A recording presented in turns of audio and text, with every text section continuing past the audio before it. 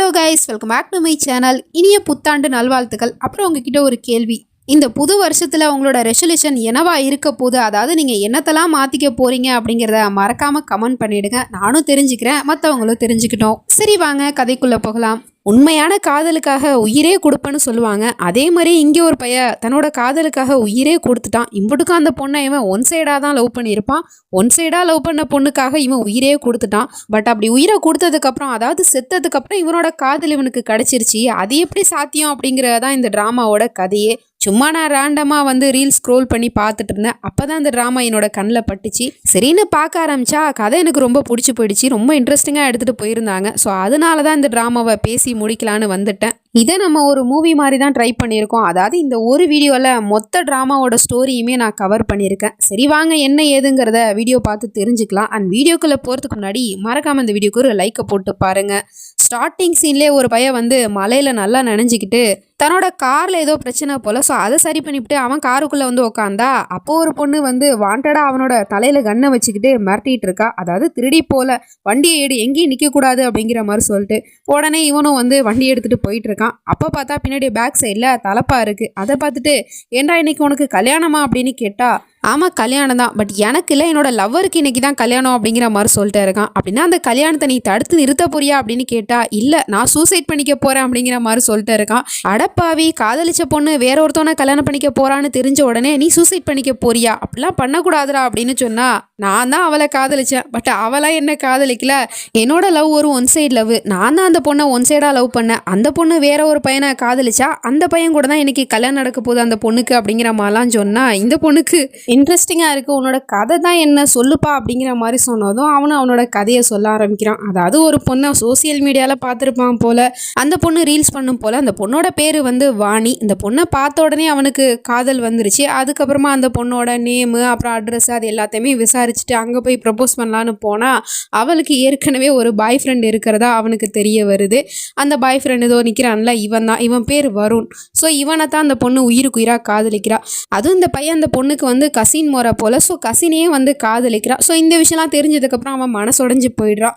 இருந்தாலும் ஒரு பாபா கிட்ட போயிட்டு, நான் என்ன பண்ணுறது பாபா, அந்த பொண்ணை என்னால் மறக்கவே முடியல, அவளை நான் உயிருக்குறாக காதலிக்கிறேன், அவளை நான் எப்படியாவது அடையணும் அப்படின்னு சொன்னால் அதுக்கு காசு வெட்டணும், காசு வெட்டினா தான் உனக்கு காரியம் நடக்கும் அப்படிங்கிற மாதிரி சொன்னதும் இவனும் நான் எவ்வளோ வேணால் காசு தரேன் அப்படிங்கிற மாதிரி சொல்லிட்டு பணத்தை கொண்டு போய் வச்சா, 3 வருஷம் ஆகும்ப்பா, அப்போ தான் நீ அந்த பொண்ணை அடைய முடியும் அப்படிங்கிற மாதிரி சொன்னால், அதுக்கப்புறம் இன்னும் ஒரு நோட்டுக்கட்டை எடுத்து வைக்கிறான்.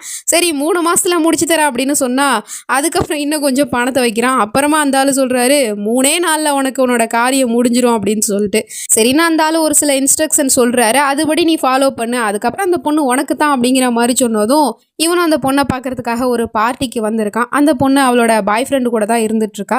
அது மட்டும் இல்லாமல் அந்த பொண்ணுக்கு இன்னொரு கசின் இருக்கான். அவங்ககிட்ட போயிட்டு இவனோட பேரெல்லாம் சொல்லி அறிமுகப்படுத்திக்கிறான். இவன் பேர் லக்ஷ், சொல்ல மறந்துட்டேன்ல. ஸோ இதுதான் இவனோட பேர். ஸோ உனக்கு என்னப்பா வேணும் அப்படின்னு கேட்டால், எனக்கு அந்த பொண்ணு தான் வேணும் அப்படின்னு சொல்லிட்டு இருக்கான். அந்த பொண்ணு என்னோட சொந்தக்கார பொண்ணு தான், ஆனால் அந்த பொண்ணு சிங்கிள் இல்லைப்பா, அந்த பொண்ணுக்கு ஆள் இருக்குது அப்படின்னு சொன்னால், சரி பரவாயில்ல, என்ன அறிமுகமாவது படுத்தி விடுங்களேன் அப்படிங்கிற மாதிரி சொன்னதும் இவனும் போயிட்டு அறிமுகப்படுத்தி விட்டுட்டு இருக்கான். அந்த பொண்ணு அவளோட பேரை சொல்கிறா, என் பேர் வாணின்னு சொல்லிட்டு. இவனோட பேரை சொல்கிறான், என்னோட பேர் லக்ஷ்ன்னு சொல்லிட்டு. அப்படி அவன் கை கொடுக்கும் போது அந்த கையை விடவே மாட்டேங்கிறான், டைட்டாக இறுக்கி பிடிச்சிக்கிறான். அப்புறமா அந்த கையை அவள் எடுக்கிறதுக்குள்ளே படாத பாடுபட்டுட்டா. ஸோ அதுக்கப்புறமா எல்லாரும் டான்ஸ் பண்ணிட்டு இருக்காங்க. அப்போ இந்த பையன் என்ன பண்ணுறான்னா, அந்த பாபா சொன்ன மாதிரி அவளோட காதில் போயிட்டு ஏதோ ஒரு மந்திரத்தை ஓதிட்டு இருக்கான். அது மட்டும் இல்லாமல் அவளை சுற்றி ஏதோ ஒரு வட்டம் மாதிரி ஒரு பொடியை வர தூவிட்டு இருக்கான். அது பத்தாதுன்னு அவகிட்ட ஒரு சாக்லேட்டுமே கொடுத்து சாப்பிட சொல்லிட்டு இருக்கான். சரி ஏதோ தெரிஞ்ச பையன் சாக்லேட் கொடுக்குறானே அப்படின்னு சொல்லிட்டு அவளும் அதை வாங்கி சாப்பிட்றா. ஸோ இந்த கதையெல்லாம் அந்த காரில் போகிற பொண்ணுக்கிட்ட சொல்லிட்டு இருக்கான். அந்த பொண்ணு கேட்குது ஆர்வமாக. அப்புறம் என்ன, அந்த பொண்ணு உனக்கு செட் ஆயிட்டாளா அப்படின்னு கேட்டால், எங்கே அந்த பொண்ணு இன்னும் தான் அந்த பையில அதிகமாக காதலிக்க ஆரம்பிச்சிட்டாலே தவிர என்ன ஏற எடுத்து கூட பார்க்கல அப்படிங்கிற மாதிரி சொல்லிட்டு இருக்கான். என்னடா சொல்லிட்டு இருக்க, அந்த பாபா சொன்ன மாதிரி நீ எல்லா இன்ஸ்ட்ரக்ஷனையும் கரெக்டாக தானே ஃபாலோ பண்ண அப்படின்னு கேட்டா, எல்லாம் கரெக்டாக தான் ஃபாலோ பண்ண, அதுக்கப்புறமா தான் தெரியுது அந்த பாபா ஒரு போலி பாபான்னு. அவர் என்ன ஏமாத்திட்டாரு, என்ன ஏமாத்தினா நான் சும்மா விடுவேனா, அதனால அந்த பாபாவை போட்டு பயங்கரமாக அடிச்சிட்டேன். அப்போதான் அவர் சொன்னார், நீ சொல்கிற வேலைக்கெல்லாம் நான் லாய்க்கப்பட்டு வரமாட்டேன், ஒரு அகோரி பாபா எனக்கு தெரியும், அவர்கிட்ட போயிட்டு நீ ஹெல்ப் கேளு, அவர் கண்டிப்பாக உனக்கு உதவி செய்வார் அப்படிங்கிற மாதிரி சொன்னதும் சரின்னு சொல்லிட்டு இவனும் அந்த அகோரி பாபாவை பார்க்கறதுக்காக போயிட்டான். அந்த பாபா கிட்ட நடந்த கதையெல்லாம் அவன் சொன்னதுக்கப்புறம், அப்படின்னா நீ அந்த பொண்ணை பைத்தியக்காரத்தனமாக காதலிக்கிற அப்படித்தானே, சரி ஓகே அந்த பொண்ணு உனக்கு கிடைக்கணும் அப்படின்னா நான் ஒரு வழி சொல்கிறேன், ஆனால் அது செய்கிறது ரொம்ப ரிஸ்க்கு, அதுனால முடியுமா அப்படின்னு கேட்டால், அந்த பொண்ணு எனக்கு கிடைக்கிறதுக்காக நான் என்னோட உயிரே கொடுப்பேன் அப்படிங்கிற மாதிரி சொன்னா, ஆமாம் நீ உயிரைத்தான் கொடுக்கணும் அப்படின்னு அவரும் சொல்லிட்டு இருக்காரு.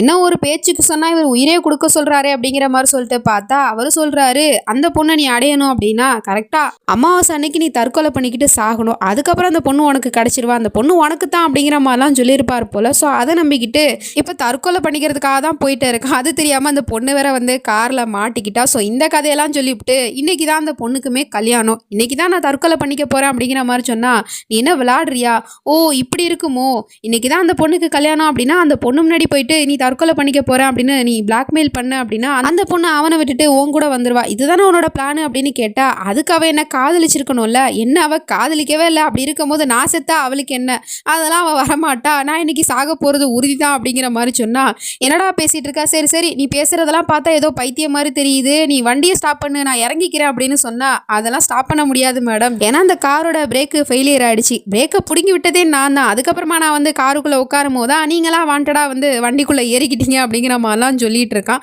ஸோ இப்போ என்ன பண்ண போகிறேன் அப்படின்னு கேட்டால், என்னோட காதலுக்காக நான் உயிரே கொடுக்க போகிறேன் அப்படின்னு சொல்லிட்டு கொஞ்சமும் யோசிக்காமல் அவங்க இருக்கிற பாலத்து சைடு வண்டியை விட்டுறான். ஸோ பாலத்தை உடச்சிக்கிட்டு மலை மேலேருந்து கீழே விழுந்து கார் பிளாஸ்ட் ஆனதில் இந்த பையன் சொன்ன மாதிரியே செத்து போயிட்டான். தற்கொலை பண்ணிக்கிட்டு தான் செத்து போயிருக்கான். இவனோட உயிர் போயிருக்கு. பாகல் இஷ்க், அதாவது பைத்தியக்காரத்தனமான காதல் அப்படிங்கிறது அந்த ட்ராமாவோட பேர். ஸோ இப்படி இவன் செத்து போனதுக்கப்புறம் அந்த பொண்ணை எப்படி அடைய போகிறான் அப்படின்னு பார்த்தா, அப்படியே அங்கே சீனை கட் பண்ணால் இந்த பக்கம் அந்த பொண்ணுக்கு இன்னைக்கு கல்யாணம் நடக்க போகுது. ஸோ அதுக்கு முன்னாடி மஞ்சள் ஃபங்க்ஷன் நடந்துட்டு இருக்கு. அப்போ அந்த பொண்ணோட கசின் பையலுக்கும் ஃபோன் வருது, இந்த மாதிரி லக்ஷ் வந்து ஆக்சிடென்ட்ல செத்து போயிட்டான் அப்படின்னு சொல்லிட்டு. ஸோ இந்த விஷயத்த அங்கே இருக்கிறவங்கள்ட்ட சொன்னதுமே அவங்க எல்லாரும் வருத்தப்பட தான் செய்கிறாங்க.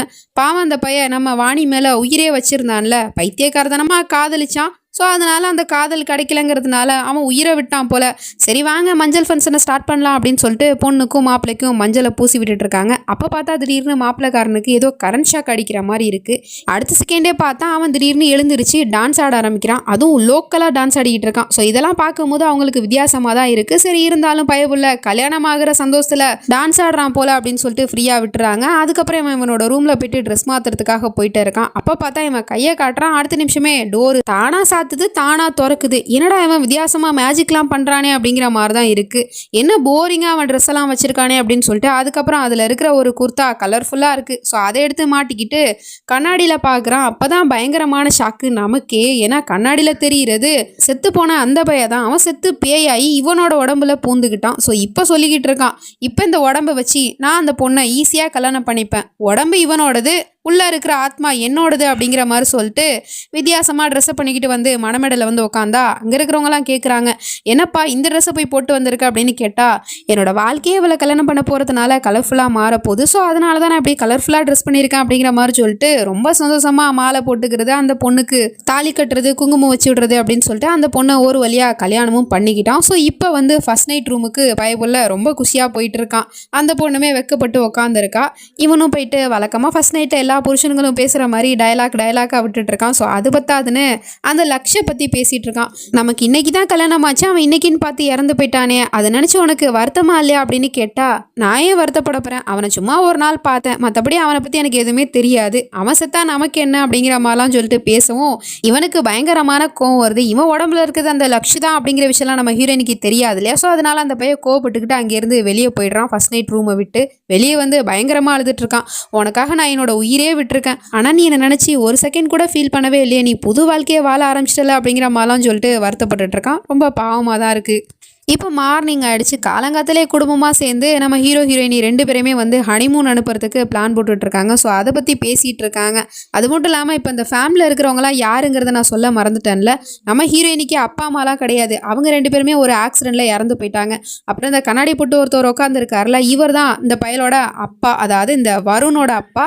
நம்ம ஹீரோயினிக்கு மாமா முறை வேணும். அதுக்கப்புறம் இங்கே ஒரு தாடிக்காரவர் உட்காந்துருக்காருல, இவரும் நம்ம ஹீரோயினிக்கு மாமா தான். இவருக்கு ஒரு பையன் இருக்கான், நல்லா வளர்ந்து வாட்டஞ்சாட்டமாக இருக்கான். அதுக்கப்புறம் அந்த ஆண்டி ஒருத்தவங்க உட்காந்துருக்காங்கல்ல, அவங்க நம்ம ஹீரோயினோட சித்தி.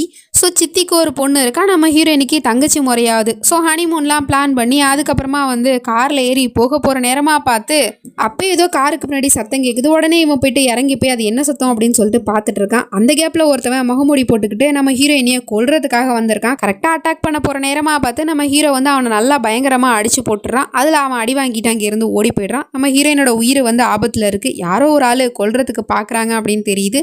ஸோ இந்த விஷயத்தினால நம்ம ஹீரோயினி பயங்கரமாக அஃபெக்ட் ஆகிட்டா. அதனால ஹனிமூன் பிளானு கேன்சலு. அங்கே இருக்கிறவங்க தான் சமாதானப்படுத்திட்டு இருக்காங்க. உன்னோட அப்பாவோட பிஸ்னஸ் எதிரியாக இருக்கும், அவங்க தான் உன்னை கொல்ல பார்க்குறாங்கன்னு நினைக்கிறேன். சரி நாங்கள் எதாக இருந்தாலும் பார்த்துக்குறோம், நீ போமா போயிட்டு ரூமில் ரெஸ்ட் எடு அப்படிங்கிற மாதிரி சொல்லிட்டு பொண்ணை அனுப்பிச்சிடுறாங்க.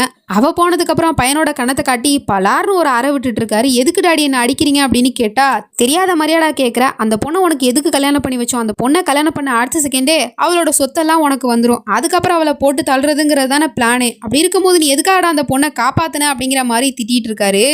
ஸோ இதை பார்த்த நம்ம ஹீரோக்கு பயங்கரமான ஷாக்கா இருக்கு. அதாவது உள்ளுக்குள்ள இருக்கிற நம்ம செத்து போன ஹீரோக்கு அவன் உள்ளுக்குள்ள ஆத்மாவா இருக்கான் அப்படிங்கிறதெல்லாம் இவங்களுக்கு தெரியாது இல்லையா.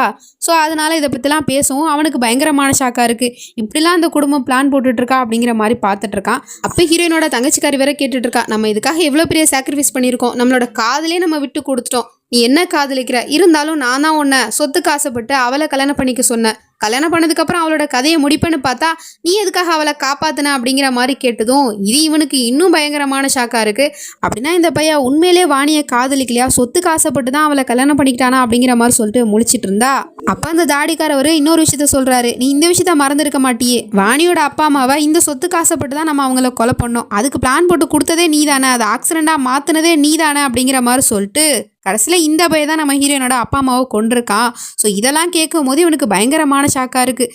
அது மட்டும் இல்லாமல் அங்கே இருக்கிற அந்த வளர்ந்த பையன் சொல்லிட்டு இருக்கான், அதெல்லாம் ஒரு பக்கம் இருக்கட்டும், நீ அவளை காப்பாற்றுறதுக்காக உன்னோட தம்பியை நீ அடிக்கிறியா அப்படிங்கிற மாதிரி கேட்டுட்டு இருக்கான். அப்போ தான் தெரியுது இந்த பையன் தான் முகமூடி போட்டுக்கிட்டு நம்ம ஹீரோயினையும் கொல்ல வந்திருக்கான் அப்படின்னு சொல்லிட்டு.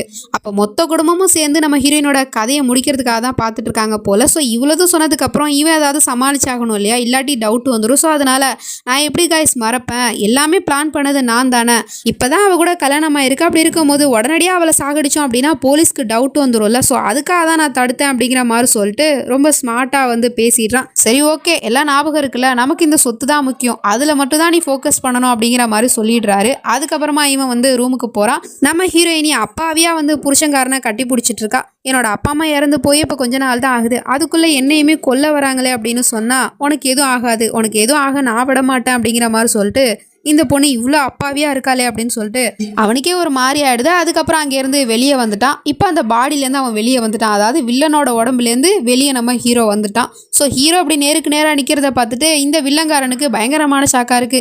லக்ஷ் நீ எப்படி உயிரோட வந்தா, நீ தான் செத்து போயிட்டல ஆக்சிடென்ட்ல அப்படின்னு சொன்னா, நான் செத்து போயிட்டேன் தான், இப்போவும் முன்னாடி நிற்கிறது என்னோட ஆத்மா, நான் உன்னோட உடம்புக்குள்ள தான்ப்பா வாழ்ந்துகிட்டு இருக்கேன் அப்படின்னு சொன்னா, என்ன சொல்லிட்டு இருக்க, நீ என்ன உளறியா அப்படின்னு கேட்டா, உண்மைதான், நான் உன்னோட உடம்புக்குள்ள பூந்து என்னோட வாணியை நான் கல்யாணம் பண்ணிக்கிட்டேன், இப்போ ஏன் பொண்டாட்டி தான் வாணி, நான் உன்னோட உடம்ப சும்மா டம்மியாக யூஸ் பண்ணிக்கிட்டே இருக்கேன், ஆனால் நீ பயங்கர கில்லாடியாக இருக்கே, வாணியை நீ காதலிக்கிற மாதிரி நடிச்சு அவளே கல்யாணம் பண்ணிக்கிட்டு அதுக்கப்புறமா அவளை கொல்ல பார்த்துருக்க, இதுதானே உன்னோட பிளான் அப்படின்னு கேட்டால் இவனுக்கு பயங்கரமான ஷாக்காக இருக்குது.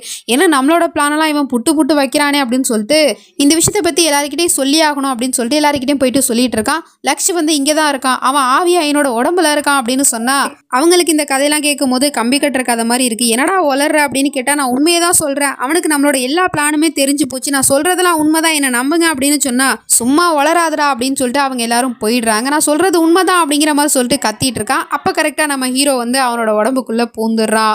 இப்போ மறுநாள் ஆகிடுது, நம்ம ஹீரோயினிக்கு பர்த்டே போல். ஸோ அதனால் செலிப்ரேஷன்லாம் பண்ணிகிட்டு இருக்காங்க. ஃபஸ்ட் எடுத்த உடனே நம்ம ஹீரோக்கு தான் போயிட்டு கேக்கெல்லாம் ஊட்டி விட்டுட்டு இருக்கா. அதுக்கப்புறம் அவனும் பதிலுக்கு கேக்கை ஊட்டி விட்டுட்டு அவளை ஹக் பண்ணிட்டு தான் நின்றுட்டு இருக்கான். ஸோ இதை பார்க்குற தங்கச்சிக்காரிக்கு பயங்கரமாக காண்டாகுது. இவன் கல்யாணத்துக்கு அப்புறம் மாறிட்டானோ, நம்மளை கழட்டி விட்டுருவானோ அப்படிங்கிற மாதிரி யோசிச்சுட்டு இவன் அவளை சாகடிக்க போகிறது கிடையாது, இனி நான் தான் ஏதாவது பிளான் போட்டாகணும் அப்படின்னு சொல்லிட்டு இவ கிச்சனில் போயிட்டு காஃபி போட்டுட்டு இருக்கா. காஃபியில் விஷத்தை கலந்துட்டு இருக்கா நம்ம ஹீரோயினியை கொல்றதுக்காக. அந்த காஃபி எடுத்துகிட்டு போயிட்டு நம்ம ஹீரோயினிக்கிட்டேயுமே கொடுத்துட்டு இருக்கா. அப்புறம் இந்த விஷயத்தை பற்றி அந்த தாடிக்கார அங்கிள் கிட்டேயுமே வந்து மெதுவாக சொல்லிட்டு இருக்கா. வருணை நம்பிட்டு இருந்தா வேலைக்கு ஆகாது அப்படின்னு சொல்லிட்டு நானே களத்தில் இறங்கிட்டேன், அதாவது இப்போ அவளோட காஃபியில் வந்து நான் விஷத்தை கலந்துருக்கேன், அதை அவள் குடிச்சு அடுத்த செகண்டே அவள் செத்து போயிடுவா அப்படிங்கிற மாதிரிலாம் சொன்னதும் நல்ல வேலை பண்ண நீ அப்படிங்கிற மாதிரி சொல்லிட்டு ரெண்டு பேரும் பேசிட்டு இருக்காங்க. இருக்காங்க. அப்போ தான் நம்ம ஹீரோ வந்து உட்காடுறான். அவன் வந்து பார்த்த உடனே கண்டுபிடிச்சிட்டான் அந்த காஃபியில் வந்து விஷம் கலந்துருக்கு அப்படின்னு சொல்லிட்டு. அதனால அவன் கண்ணாலே ட்ரிக் பண்ணி இங்கே இருக்கிற விஷத்தை அப்படியே அந்த அங்கிளோட காஃபியில் வந்து ஷிஃப்ட் பண்ணி விட்டுறான். ஸோ இப்போ அங்கிள் கையில் இருக்கிற காஃபி கப்பில் தான் விஷம் இருக்குது. அது தெரியாமல் அவருமே குடிச்சிடுறாரு. குடிச்ச அடுத்த செகண்டே அவருக்கு ஒரு மாதிரி ஆயிடுது. அப்படியே வாயிலேருந்து நுர தள்ளி ஸ்பாட்லேயே அவுட்டு இறந்து போயிட்டாரு. உடனே பையன்காரன் துடிச்சிட்டு இருக்கான். அப்பா உங்களுக்கு என்ன ஆச்சு அப்படின்னு சொல்லிட்டு. ஆனால் அவர் தான் செத்து போயிட்டாரு இல்லையா. ஸோ இதுக்கு காரணம் வந்து அந்த தங்கச்சிக்காரி தானே. ஸோ அதனால எல்லாரும் பிடிச்சி அவளை பிடிச்சி திட்டிகிட்டு இருக்காங்க. எதுக்காக நீ என்னோட அப்பாவே கொலை பண்ண அப்படின்னு கேட்டால், நான் விஷம் கலந்தது என்னமோ உண்மை தான். ஆனால் வாணியோட காஃபி கப்பில் தான் நான் விஷத்தை கலந்து வச்சுருந்தேன். அது எப்படி அங்கிளோட காஃபி கப்பில் மாறிச்சு அப்படின்னு எனக்கு தெரியாது அப்படின்னு சொன்னால், என்ன விளாடுறியா, நீ தான் ஏதோ திட்டம் போட்டு என்னோட அப்பாவை கொலை பண்ணியிருக்கா, நான் இப்போவே போலீஸ்க்கு கால் பண்ணுவேன் அப்படிங்கிற மாதிரிலாம் சொல்லிட்டு பேசிகிட்டு இருந்தா, என் பொண்ணு எதுக்காக உன் அப்பாவை கொலை பண்ணணும், இதனால் அவளுக்கு என்ன லாபம் இருக்குது அப்படிங்கிற மாதிரி சொல்லிட்டு பேசிகிட்டு இருக்கும் போதே நம்ம ஹீரோயினி அந்த பக்கமாக வந்தவா அது எல்லாத்தையுமே காதில் வாங்கிடுறா. அது மட்டும் இல்லாமல் அந்த பையன்கார வேற சொல்லிட்டு இருக்கான், ஒருவேளை இதெல்லாம் வருணோட பிளானாக இருக்குமோ, ஏற்கனவே நான் வந்து வாணியை கொலை பண்ண போகும்போது அவன் தான் வந்து காப்பாற்றினா, அதே மாதிரி இந்த தடவை காஃபி கப்பை அவன் ஏன் மாற்றி வச்சிருக்க கூடாது, அவன் தான் இதை டெஃபினட்டாக பண்ணியிருப்பான் அப்படின்னு சொல்லிட்டு இவன் அடித்து பேசிகிட்டு இருக்கான். அப்பாவை சொல்கிறாரு, என் பையன் எதுக்காக அப்படிலாம் பண்ணணும் அப்படின்னு சொல்லிட்டு. ஸோ இதெல்லாம் கேட்டு நம்ம ஹீரோயினுக்கு பயங்கரமாக கஷ்டமாயிடுது. நம்ம குடும்பமே நம்மளை கொல்ல பார்க்குதா அப்படின்னு சொல்லிட்டு அவன் இங்கேருந்து ஃபீல் பண்ணிட்டு போயிடுறா. அது சமயம் இந்த பக்கம் நம்ம வில்லனோட உடம்புலேருந்து ஹீரோ வெளியே வந்துட்டான் போல. அந்த வில்லங்காரனும் கேட்குறான், உனக்கு என்னதாண்டா வேணும், எதுக்காக என் உடம்புல பூந்துருக்க அப்படின்னு கேட்டால், உன் உடம்புல நான் வந்து பூந்ததுக்கான நோக்கமே வந்து வாணியை கல்யாணம் பண்ணிக்கணும் அப்படின்னு தான். ஆனால் நான் உன் உடம்புக்குள்ளே வந்ததுக்கு அப்புறமா தான் உங்கள் குடும்பத்தில் இருக்கிற பல ரகசியத்தை பற்றி நான் தெரிஞ்சுக்கிட்டேன். இந்த உண்மை எல்லாத்தையும் நான் போயிட்டு வாணிக்கிட்ட நான் சொல்லுவேன். அப்போ தான் உன்னோட உண்மையான சுயரூபம் என்னங்கிறது வாணிக்கு தெரியும் அப்படின்னு சொன்னா, நீ என்னடா சொல்லிட்டு இருக்க, அவ என்ன உயிருக்குயிரா காதலிக்கிறா, அது மட்டும் இல்லாமல் அவளுக்கு உன்னை யாருன்னே தெரியாது. அப்படி இருக்கும் போது நீ போயிட்டு சொன்னா அவள் என்ன நம்புவாளா உன்னை நம்புவாளா, கண்டிப்பாக அவள் என்னத்தான் நம்புவா அப்படின்னு சொன்னா, ஆமாம் அவள் கண்டிப்பாக உன்னைத்தான் நம்புவா, அது எனக்கும் தெரியும், அதனால அந்த உண்மையெல்லாம் நீ தான் அவகிட்ட சொல்ல போற அப்படின்னு சொன்னா, நான் எதுக்காக அவகிட்ட போயிட்டு உண்மையெல்லாம் சொல்லணும் அப்படின்னு சொன்னா, நீ இல்லப்பா நான் தான் உன் உடம்புக்குள்ள வந்து ஓவாயிலே அவகிட்ட எல்லா உண்மையும் சொல்ல போறேன் அப்படிங்கிற மாதிரி சொன்னதும் இவனுக்கு பயங்கரமான ஷாக்கா இருக்கு. அடுத்த நிமிஷமே அவனோட உடம்புக்குள்ள இவன் பூந்துடுறான். இதுக்கடையில் நம்ம ஹீரோயினி புருஷங்காரனை காணும் அப்படின்னு சொல்லிட்டு தேடி வந்துட்டு இருக்கா. அப்போ பார்த்தா தங்கச்சிக்காரியோட ரூம்லேருந்து புருஷனோட குரல் கேட்குது. உடனே இவளும் போயிட்டு ரூம் வாசல் நின்றுக்கிட்டு பார்த்துட்டு இருக்கா. அப்போ தங்கச்சிக்காரி போயிட்டு இவங்கிட்ட கொஞ்சம் குலாவி பேசிட்டு இருக்கிறதெல்லாம் பார்க்கும்போது இவளுக்கு பயங்கரமான ஷாக்கா இருக்கு. பதிலுக்கு அவன் வேற நான் ஒன்னதான் காதலிக்கிறேன் அப்படி இப்படிங்கிற மாதிரிலாம் பேசிட்டு இருக்கான். ஸோ இதெல்லாம் கேட்குற நம்ம ஹீரோயினுக்கு ரொம்ப கஷ்டமா போயிடுது. ஸோ அதனால அழுதுகிட்டே அங்கேருந்து போயிடுறா. இது எல்லாமே இவனோட பிளான் தான். அதுக்கப்புறமா ரூமில் போயிட்டு அவளை சமாதானப்படுத்த போனா, நீ எதுக்காக அப்படிலாம் பண்ணிட்டு இருக்க, உனக்கு உண்மையிலே என் தங்கச்சி தான் பிடிச்சிருக்க, அவளை தான் நீ காதலிக்கிற அப்படின்னா அப்புறம் எதுக்காக என்ன கல்யாணம் பண்ணிக்கிட்டு ஏன் வாழ்க்கையை நீ நாசமாக்குன அப்படின்னு கேட்டா, அப்பவனும் சொல்கிறான், நீ என்ன நினச்சிட்டு இருக்க, நீ அந்த ரூம் வாசல் நின்றுக்கிட்டு எல்லாத்தையும் பார்த்தது எனக்கு தெரியாதுன்னு நினச்சிட்டு இருக்கியா, நீ எல்லாத்தையும் பார்த்தங்கிற விஷயம் எனக்கும் தெரியும் அப்படின்னு சொன்னா, அப்போ தெரிஞ்சுக்கிட்டே தான் என் மனசை நீ வேதனைப்படுத்தினியா அப்படின்னு கேட்டா, நீ அங்கே கேட்டது பார்த்தது பாதி உண்மைதான், உனக்கு தெரியாத உண்மை பல விஷயம் இருக்குது அப்படிங்கிற மாதிரி சொல்லிட்டு அவன் ஒன்றா புட்டு வச்சுக்கிட்டு இருக்கான். உன்னை ஹனிமூன் போகும்போது முகமுடி போட்டுக்கிட்டு ஒருத்தவன் கொல்ல வந்தான்ல, அவன் வேறு யாரும் இல்லை, என்னோட தம்பிக்காரன் தான். அப்புறம் உன்னோட அப்பா அம்மா செத்து போயிட்டாங்கன்னு நினச்சிட்டு இருக்கல ஆக்சிடென்ட்ல, அது ஒரு கொலை, அந்த கொலையை பண்ணதே நான் தான் அப்படிங்கிற மாதிரிலாம் சொன்னதும் இவளுக்கு பயங்கரமான ஷாக்காக இருக்குது.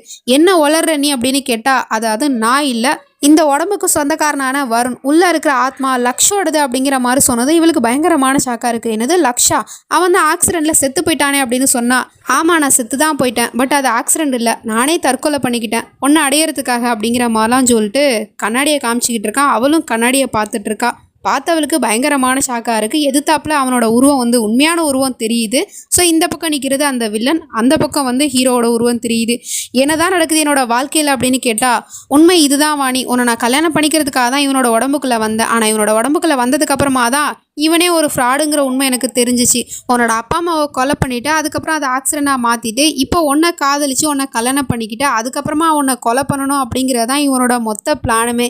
இதெல்லாம் எனக்கு தெரிய வந்துச்சு அப்படிங்கிற மாதிரி சொன்னால், இவளுக்கு இதெல்லாம் கேட்கும் போது பயங்கரமான அழுகையாக வருது. ஒருத்தவன் என் உயிரை எடுக்க பார்க்குறான், இன்னொருத்தவன் எனக்காக உயிரை கொடுத்துருக்கான், எதுக்காக என் வாழ்க்கையில் இப்படிலாம் நடக்குது அப்படின்னு சொல்லிட்டு அழுது புலம்பிட்டு இருக்கா. இனி அழுது பிரயோஜனம் இல்லை, உன்னோட அப்பா அம்மாவோட கொலைக்கு காரணமான யாரையுமே நான் சும்மா விட மாட்டேன் அப்படிங்கிற மாதிரிலாம் சொல்லிட்டு இவன் அப்படி பேசிகிட்டு இருக்கிறதெல்லாம் அங்கே தூரத்துலேருந்து தங்கச்சிக்காரி கேட்டுறா. அப்படின்னா இத்தனை நாளாக நடந்த எல்லா விஷயத்துக்கும் வருண் உடம்புல இருக்கிற அந்த லக்ஷோட ஆத்மா தான் காரணமா அப்படின்னு சொல்லிட்டு இந்த உண்மையை போயிட்டு எல்லாருக்கிட்டையுமே சொல்லிட்டு இருக்கா.